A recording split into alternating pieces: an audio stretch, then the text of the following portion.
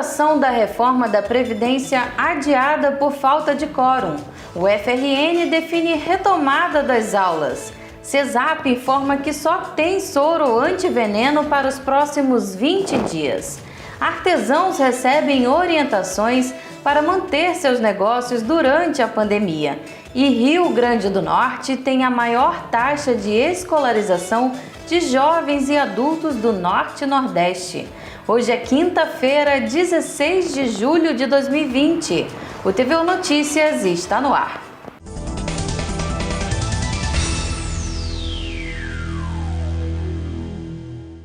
A Assembleia Legislativa do Rio Grande do Norte adiou por 2 vezes a votação da reforma da Previdência. O motivo? Falta quórum. Jorge Silva tem mais informações. Nos bastidores, comenta-se que a estratégia é ganhar mais tempo para conseguir votos para a aprovação da reforma da Previdência. Se a votação ocorresse ontem e hoje, possivelmente o governo Fátima Bezerra seria derrotado. Uma bancada de 10 deputados defende que a votação apenas aconteça após o período da pandemia, para que haja um maior debate com os sindicatos e servidores públicos que serão os mais afetados com a reforma da Previdência. O deputado Sandro Pimentel, do PSOL, que faz parte da bancada e é contra a votação da reforma nesse período da pandemia, se indignou com a falta de quórum. É de causar indignação. 2 sessões seguidas, ontem, quarta-feira, e hoje, quinta-feira, que na Assembleia Legislativa os deputados não dão o quórum mínimo para votação de 13 deputados. Nós somos 24. Ontem só tinha 11 presentes, hoje 11 presentes novamente. É lamentável porque tem diversos projetos na pauta para serem votados e não são por falta de quórum. É um desrespeito à população gigante. O custo da Assembleia Legislativa é alto. Os nossos salários são altos também. Então o mínimo que se pode fazer é participar das sessões. Se não quer votar em determinada matéria, vota a favor, vota contra, se abstém, mas não dá quórum. Sinceramente, é vergonhoso. O procurador da Assembleia Legislativa, Sérgio Freire, afirmou que a PEC deverá ser colocada para votação nas próximas sessões, até conseguir quórum mínimo. Ela, por ser especial, ela possui algumas características, tipo, para que ela seja votada, ou seja, para que ela seja discutida, certo? Se faz necessária a presença de 15 deputados na casa. Isso é um quórum que a gente chama quórum de abertura. Esse quórum, se não houver 15, se houver 14, ele não tem condições, a PEC não tem condições de ser votada. E, além desse quórum, ela também tem vamos dizer assim, o quórum de aprovação, que tem que ser 15 também, ou seja, 15 para abrir e 15 dizendo que aceita a PEC, que está de acordo com a PEC e com suas emendas, que são votadas em separados. O que acontece hoje? Já 2 sessões, não se tem esse quórum de abertura. Então, se não se tem esse quórum de abertura, não se pode ter a discussão sobre a PEC, nem o seu texto original, nem as emendas trazidas pelos deputados. O que ocorre agora, para frente? Esta PEC ela fica na pauta das próximas sessões. A Universidade Federal do Rio Grande do Norte definiu hoje o calendário e as regras para a retomada das aulas.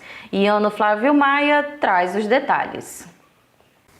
O calendário prevê o reinício das aulas da graduação de maneira remota no dia 24 de agosto.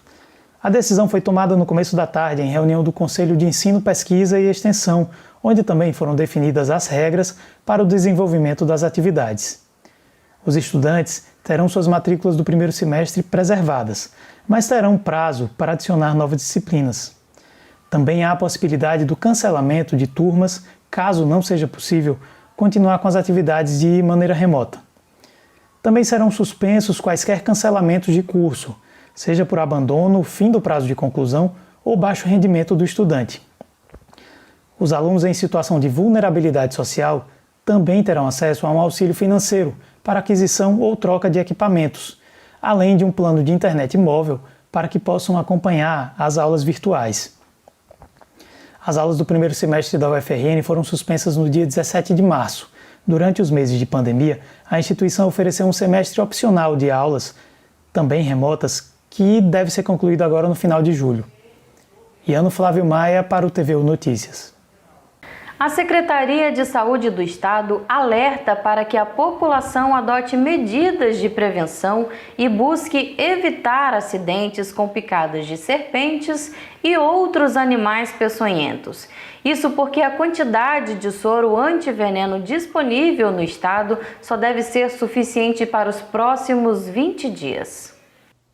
Depois de anunciar estoque crítico de soro antiofídico usado para tratar picadas de serpentes e outros animais peçonhentos, a Secretaria de Estado da Saúde Pública recebeu do Ministério da Saúde mais um lote de soros. No entanto, a quantidade é estimada para ser utilizada somente pelos próximos 20 dias.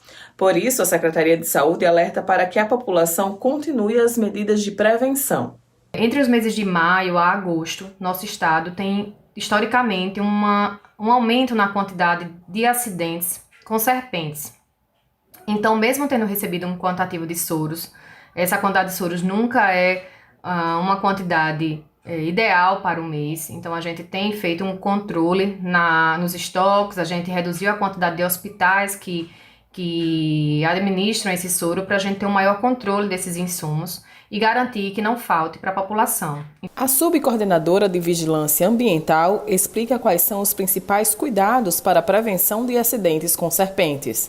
Utilizar sapatos fechados de cano longo, utilizar perneiras para proteger as pernas, caso precisem adentrar a mata, caminhar em locais onde essas serpentes possam estar. O agricultor utilizar luvas de couro, se precisar manusear na mata, troncos, na vegetação, principalmente no amanhecer e no entardecer, que são períodos do dia em que as serpentes estão em maior atividade. Outro ponto importante é o manejo adequado do seu lixo, acondicionar corretamente, destinar corretamente o lixo, porque o lixo atrai o rato e o rato é a principal fonte de alimentação para as serpentes. Em caso de acidente, deve-se lavar o local da picada apenas com água e sabão e procurar o serviço de saúde mais próximo. É importante tentar registrar de alguma forma as características do animal para informar o médico. A gente também tem um serviço que funciona 24 horas, que é o CEATOX, onde a população com os profissionais podem ligar para tirarem dúvidas e receberem as primeiras orientações. Funciona no 0800 281 7005. No estado do Rio Grande do Norte, a gente tem disponibilizado os soros em 4 hospitais, no Giseu da Trigueiro, em Natal, e nos hospitais regionais de Caicó, Mossoró e Pau dos Ferros. Artesãos potiguares recebem orientações para superar impactos econômicos da pandemia. Júlio Rocha tem mais detalhes. Profissionais que vivem do artesanato têm sentido fortes impactos econômicos com a pandemia do coronavírus, que nos últimos meses obrigou o cancelamento de feiras, exposições e eventos para a comercialização da produção artesanal. Para superar esse momento difícil, o programa do Artesanato Potiguar, da Secretaria de Trabalho e Assistência Social do Governo, tem atuado com orientações junto aos profissionais. O técnico do ProArte, Augusto Malques, detalhou algumas ações realizadas para a superação desse momento difícil. Com a pandemia e as necessidades de isolamento social, o artesanato efetivamente parou sua comercialização. Feiras foram suspensas, uma atividade que o programa do artesanato planejava para o Dia do Artesão, 19 de março, foi um dos primeiros eventos a serem cancelados no Rio Grande do Norte. Mas a SETAS começou a idealizar projetos para fazer com que o artesanato continuasse funcionando durante a pandemia. Uma das primeiras ações foi a Rede Solidária de Máscaras. A gente sabe que temos milhares de artesãos que trabalham com fio e tecido no Rio Grande do Norte. O Núcleo de Economia Solidária reuniu vários empreendimentos de economia solidária por todo o estado. O governo do estado concedeu a matéria-prima e os artesãos fabricaram 150 mil máscaras de pano. Metade dessas máscaras foi disponibilizada pelas SETAS para populações tradicionais e agricultores familiares, entre outros setores mais vulneráveis, e a outra metade os artesãos puderam comercializar uma taxa fixada para poder também gerar renda. Os artesãos também são orientados para cadastramentos em programas de créditos, financiamento e do auxílio emergencial por meio da lei Aldir Blanc, que irá disponibilizar R$ 600 em 3 parcelas para os artistas que tiverem um cadastro aprovado. A Setas também está atuando com apoio a uma lojinha virtual e a um novo espaço de comercialização de artesanato que será inaugurado em breve na região do Seridó. Além disso, a Setas está apoiando uma loja virtual de empreendimentos de artesanato da Economia Solidária, Feira Arte. Nós conseguimos já disponibilizar 400 cestas básicas para artesãos em mais de 10 municípios no Rio Grande do Norte. Realizamos uma parceria com a Fiarte, um arraiá beneficente, um show junino pela internet, em que arrecadamos também com uso de leilão várias cestas que serão disponibilizadas ainda na próxima semana. E estamos funcionando de forma remota. O artesão que tiver interesse em fazer sua carteira de artesão, renovar sua carteira, cadastrar sua entidade, pode estar em contato com o nosso WhatsApp estacional ou no e-mail proartern@gmail.com. Também, durante esse período, estamos para entregar, está apenas na fase dos retoques finais, a Central do Artesanato do Seridó. É um prédio muito bem localizado em Caicó, que vai beneficiar associações, cooperativas, artesãos individuais também, que puderem se agregar em toda a região, trazendo visibilidade, espaço para trabalho, espaço para exposição, divulgação e comercialização dos seus produtos no setor. O IBGE divulgou hoje alguns dados sobre educação dentro da pesquisa por amostra de domicílios contínua, e o Rio Grande do Norte se destaca como o estado com maior taxa de escolarização de jovens do Norte e Nordeste. De acordo com os dados do IBGE no Rio Grande do Norte, 93,3% dos jovens entre 15 e 17 anos de idade estão na escola, o que corresponde a 135 mil adolescentes potiguares. É o melhor índice entre os estados do Norte e Nordeste. Já com relação aos demais estados do Brasil, o Rio Grande do Norte tem a quinta maior proporção de estudantes nessa faixa etária. No entanto, mais de 38% estão fora da etapa ideal para a sua idade, apesar do índice também ter diminuído. Outro bom resultado é com relação à educação infantil, como explica o analista do IBGE, Flávio Queiroz. Isso significa que nós conseguimos conquistar, ao longo dos últimos anos, uma inserção maior dos jovens, das crianças e adolescentes na escola. Assim, nós temos uma maior frequência de jovens no ambiente escolar. Isso não significa necessariamente que esses jovens estejam na fase escolar correta, porque 62% aqui no Rio Grande do Norte dos jovens de 15 a 17 anos estão, sim, de fato, na fase escolar correta, mas temos 38% que estão frequentando séries que não são adequadas para a sua idade. No que concerne às crianças de 0 a 5 anos, nós também temos um dado bastante positivo: 60% das crianças nessa idade, aqui no Rio Grande do Norte, frequentam escola ou creche. Isso é uma média acima da nacional, que é de 55%. Já com relação ao ensino superior, o Rio Grande do Norte tem média acima do Nordeste, mas abaixo da nacional. Aqui, 15% da população de 25 anos ou mais completou o ensino superior. No Nordeste, esse índice é de apenas 12%, mas nos dados nacionais, a média é de 17,4%. Na capital potiguar e na região metropolitana de Natal, as médias são mais altas, 25,8% e 24%, respectivamente. Outra boa notícia é que mais pessoas pretas e pardas de 25 anos ou mais passaram a ter ensino superior. Em 2018, 9,7% da população preta e parda tinha esse nível de educação. Em 2019, o número subiu para 11,6%. O que corresponde a 167 mil pessoas no Rio Grande do Norte. Entretanto, o estado ainda conta com mais de 300 mil pessoas analfabetas. Quase metade desse número é de pessoas com mais de 60 anos. A concentração de analfabetos na faixa mais idosa da população é uma característica nacional. Dos 11 milhões de brasileiros que não sabem ler nem escrever, 6 milhões têm pelo menos 60 anos de idade. ela é de 13, em torno de 13%, enquanto no Brasil é de 6,6%. Ou seja, nós temos uma média mais que o dobro, a taxa de analfabetismo mais que o dobro que a média nacional.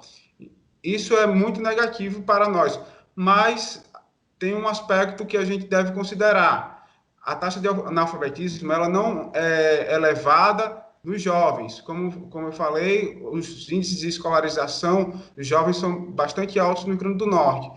89% dos analfabetos no Rio Grande do Norte têm 40 anos de idade ou mais. Então, a taxa de analfabetismo no estado representa uma negligência histórica com acesso à educação, principalmente daquelas pessoas que nasceram nas décadas de 1950 e 1960. Entre 2016 e 2019, o percentual de analfabetos no Rio Grande do Norte diminuiu 5,6 pontos percentuais entre as pessoas acima de 60 anos. Mas o analista ressalta que nem sempre essa redução é resultado de uma política pública.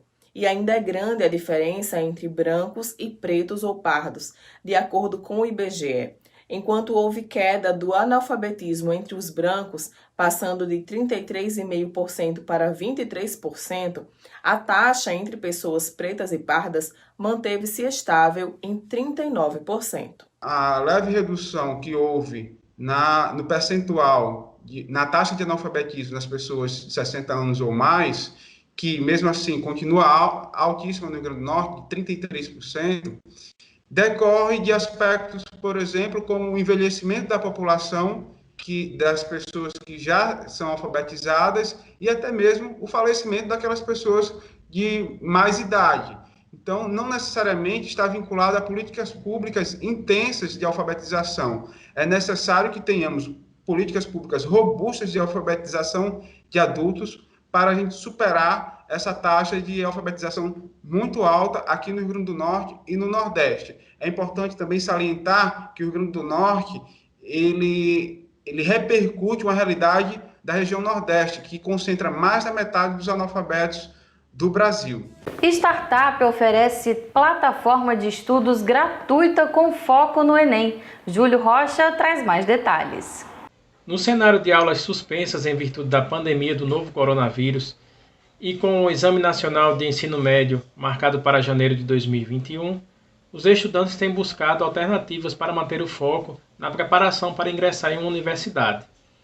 A startup Planejativo, vinculada ao Instituto Metrópole Digital da UFRN, disponibilizou uma plataforma gratuita de planejamento de estudos, que já conta com mais de 100 mil usuários cadastrados. O estudante de medicina Eric Santos, cofundador da startup, explicou como surgiu a ideia e os números alcançados atualmente. O Planejativo surgiu enquanto eu me preparava para o Enem, pois eu tinha o objetivo de ser aprovado em medicina na UFRN. Como eu trabalhava e já havia saído do ensino médio há muitos anos, eu tive uma dificuldade em manter uma rotina regular de estudos. Então, junto com minha sócia, nós pesquisamos metodologias ativas de aprendizagem que fossem mais eficientes e que se adaptassem à minha rotina. Então, logo depois que eu fui aprovado, nós decidimos criar uma plataforma que pudesse ajudar pessoas que tivessem problemas semelhantes aos meus. Atualmente, contamos com mais de 100 mil usuários cadastrados. E boa parte desses cadastros vieram após o início da pandemia, pois muitos estudantes precisavam de orientação para estudar em casa e encontraram no Planejativo uma solução.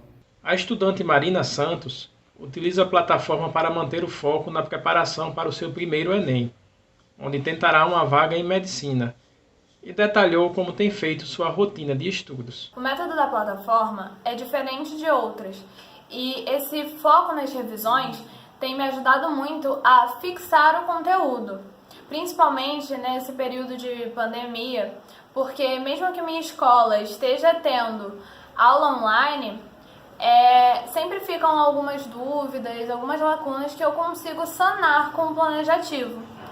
E é por isso que eu acredito que minha aprendizagem melhorou bastante depois que eu comecei a usá-lo. Tainara Selle, cofundadora da startup, detalhou como a ferramenta online tem ajudado na preparação dos estudantes. O objetivo da plataforma é ajudar os estudantes durante todo o processo de preparação para o Enem, desde a criação do seu cronograma, onde ele é feito com base na sua rotina e nas suas necessidades, até a análise do seu desempenho, onde ele pode conhecer os seus pontos fortes e os seus pontos fracos. Por meio da inteligência artificial, o planejativo indica todos os dias como o aluno deve estudar.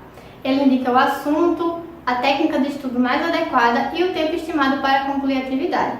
Além disso, a plataforma conta com material de apoio, questões e simulados. Os estudantes que desejam se cadastrar na plataforma, basta acessar o endereço planejativo.com. Júlio Rocha, para o TVU Notícias. Mapear a produção fotográfica. Essa é a ideia por trás do primeiro prêmio Margem de Fotografia, que tem as inscrições abertas até o dia 31. Entre a ânsia e a distância, onde me ocultar? Entre o medo e o multiapego, onde me atirar? Entre a querência e a clara ausência, onde me morrer? Entre a razão e a tal paixão, onde me cumprir? O poema de Zila Mamed, publicado em 1978, é a sugestão de inspiração para os ensaios fotográficos propostos no prêmio. A ação faz parte do Atlas da Fotografia Emergente Potiguar e vai selecionar 10 ensaios de fotógrafos potiguares ou residentes por aqui há pelo menos 3 anos. O Prêmio Margem de Fotografia é um projeto que surge quando identificamos a necessidade de ter um reconhecimento, uma premiação que dê destaque aos trabalhos autorais de fotografia contemporânea produzida aqui no estado. Durante a execução do prêmio, está fazendo um mapeamento do setor em que a grande pergunta que a gente busca responder quem são esses agentes da fotografia aqui do estado, como é que está essa cena da fotografia, onde a gente está. Além da literatura, os curadores do prêmio buscam imagens que tragam relações com outras linguagens ou que proponham novos sentidos para a fotografia. Cada participante deve enviar 6 imagens que serão analisadas por uma comissão de especialistas. As fotografias selecionadas serão publicadas em livro e também farão parte de uma exposição coletiva prevista para novembro. O processo da fotografia ele pode ser desenvolvido e nós estamos aí abertos a receber desde aquele fotógrafo, aquele artista que pensa a sua imagem numa câmera artesanal, feita artesanalmente, analógico, digital, fotografia de celular, um instrumento que está aí, democratizando bastante esse fazer fotográfico. Então, o que é mais importante, de fato, é a sensibilidade do artista nessa produção, é o que você constrói com o seu olhar fotográfico. A gente também vai estar circulando os materiais pré-selecionados em nossas redes sociais e o próprio trabalho desenvolvido, o produto desenvolvido do livro, a gente pretende circular em feiras nacionais, temos festivais, tanto no Nordeste quanto pelo Brasil, em que a gente pode estar inscrevendo e levando esse material que foi produzido, sejam exposições, a própria exposição, por que não? Mas também o livro, que é um produto hoje muito bacana de estar realmente fazendo a circulação da fotografia, algo muito mais consumido e de fácil acesso. As inscrições seguem até o dia 31 de julho e todos os detalhes estão disponíveis no site ou no Instagram do Margem Hub. Com a intenção de incentivar o cinema independente, a plataforma Cardume lançou o prêmio Curta em Casa e o filme potiguar Planta Carne foi um dos selecionados para a fase final. Em preto e branco, o curta Planta Carne retrata a relação de Júlia Donati, que busca entender seu próprio corpo como parte do processo artístico, além dos novos caminhos da arte durante a pandemia. Júlia, que é tatuadora, design e produtora de vídeo, conseguiu inscrever sua produção no Prêmio Curta em Casa, da Cardume, uma plataforma de filmes brasileiros online que vai premiar os 3 filmes mais votados em dinheiro. Esse curta que surgiu em meio à pandemia, em meio à quarentena, e veio bastante dessa minha vontade de desvendar mais a minha arte, desvendar a relação que ela estabelece com o meu corpo, com o lugar que eu habito. Eu decidi fazer o curta em preto e branco, porque eu queria experimentar novas possibilidades em relação à sombra e contraste, considerando que eu não tinha muitos recursos aqui dentro de casa. Então, eu gostei da ideia porque eu podia trabalhar com a luz que entra do meu quarto, essa luz do sol. E isso me deu várias possibilidades artísticas dentro do vídeo. O curta foi produzido em uma semana e agora, junto com outros trabalhos de produção independente, foi selecionado pela plataforma para a fase final no próprio site da Cardume, o www.cardume.tv/curta em casa. Lembrando também que você pode ver os filmes e votar nos seus preferidos até o dia 13 de agosto. Eu me inscrevi e a seleção foi feita de início com uma curadoria e agora a parte final da seleção vai para júri popular. Então você pode entrar no site e votar no teu preferido. Você pode ir lá, se cadastrar no site, fazer a assinatura. É bem baratinho, você acompanha curtas de todo o Brasil, isso é muito legal, porque você pode acompanhar produções de vários cantos do Brasil e dessa forma apoiar, né, o cinema nacional. O TVU Notícias termina aqui. Enquanto durarem as medidas de isolamento social para prevenir a Covid-19, você pode conferir todo o conteúdo da TVU que está disponível no nosso canal no YouTube. Tenham uma boa noite e até amanhã!